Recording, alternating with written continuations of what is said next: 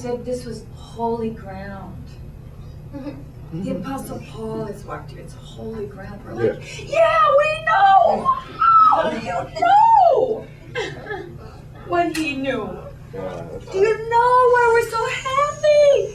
We have joy because he talked about the crucified one.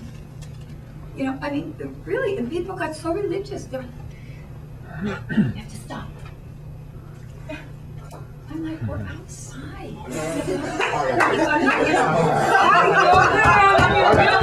Mind your rules. We're outside. Then they actually told us, you can't film yourself. I go, we can't take photographs of ourselves. We can't film ourselves anymore here. Why? You can only take pictures of the rocks. I'm going, well, there's a rock behind me. Hey, maybe they're going to have to start crying out because you're not crying out. I'm like, oh my gosh, people are so religious. And people had come and made a pilgrimage from a foreign country. They've traveled miles, halfway around the globe to come and make a pilgrimage. And we messed up their little pilgrimage. Oh, darn. 3 little drunk, happy women. Oh my gosh. It's insane. It's just a place of ruins, you know, it's just rocks and stuff that have fallen down. It's dead. But I don't know, let's go have a look at it. Let's go have a look. Let's read Corinthians in Corinth. That would be cool. You know? I don't know. I'm sitting on a rock that the Apostle Paul might have sat on. You know. And it was just like, oh my Jesus. Co-crucified, co-buried. Yeah. He needs you to know what was left in the tomb. Because it's all supernatural activity. You don't need more faith to believe this part than another. It's all the same. And the faith it takes to believe is a gift. Here, gift. Open your hands just like that. Take the gift of faith. Hey. Whoa, that's easy.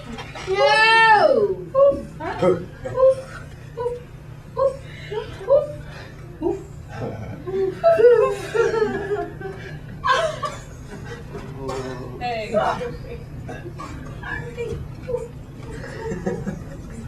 It's probably easier than that. Yes, oh gosh. It's because otherwise you're gonna brag that you did something. Yeah. You gotta say, oh no, you're not. No, you're gonna boast what I did. You boast loud and clear what I did. Go ahead. I'm not gonna say one thing. Even I worked up my faith to grab the prize. No, you didn't. Oh, no, he believed you into existence. His faith. His faith. Oh, there's nothing to do. Wow. Otherwise, whoa, your faith muscle, you better get going, you better get up there. The world has faith to build these buildings. There was not a building here a year and a half ago. This hotel is new. Somebody saw it, somebody believed it. There it is. Wow, that's so awesome. It's a hotel. But that doesn't have nothing to do with Christ and the faith that has now, you're a new creation. How did that happen? I don't know. He manifested his love. He manifested his goodness and you felt it. Oh, yeah. And you go, oh, yeah. It's like you melted. Oh, yeah. Oh, I chose to melt. Oh, I chose to melt. I chose to have a meltdown in his presence. No, you didn't. Wow. Oof. No, you didn't. If you did, you're not in love. Yeah. If you did, then you're a religionist. Wow. That's why you have no joy. Wow. Co-crucified, co-buried, co-raised. You were raised supernaturally with Christ, passed through the grave clothes. Oh, were you in there?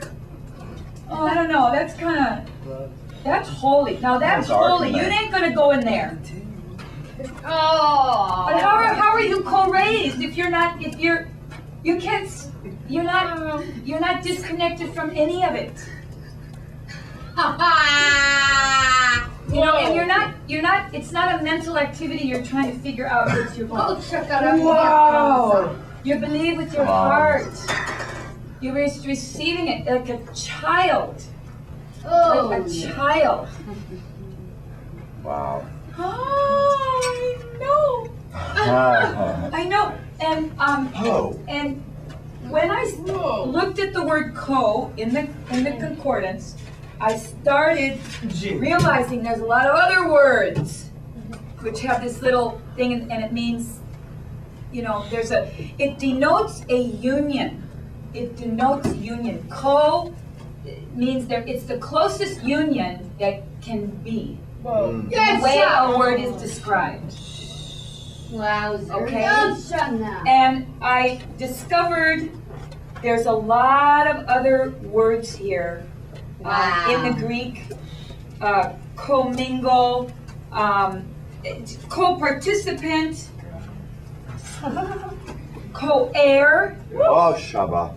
You're co-heir with Christ. You're co-seated with Him. You're seated together in heavenly places.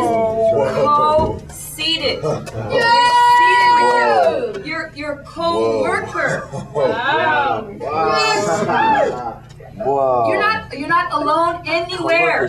You never have been and you never will be.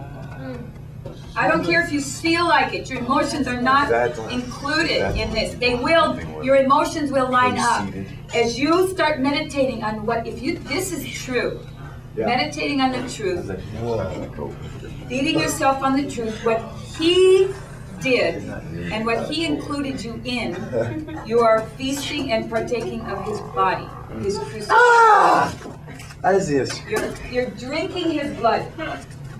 Let me read how this guy. This is the literal, concordant literal.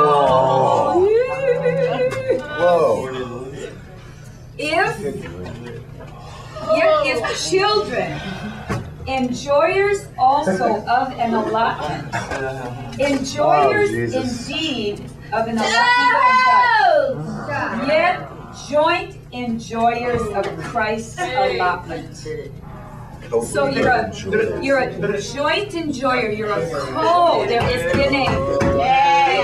Think of it like a glass of water, and you put sugar in it, like an iced tea. You put sugar in, you shoot it around. You can't separate. No, shakara.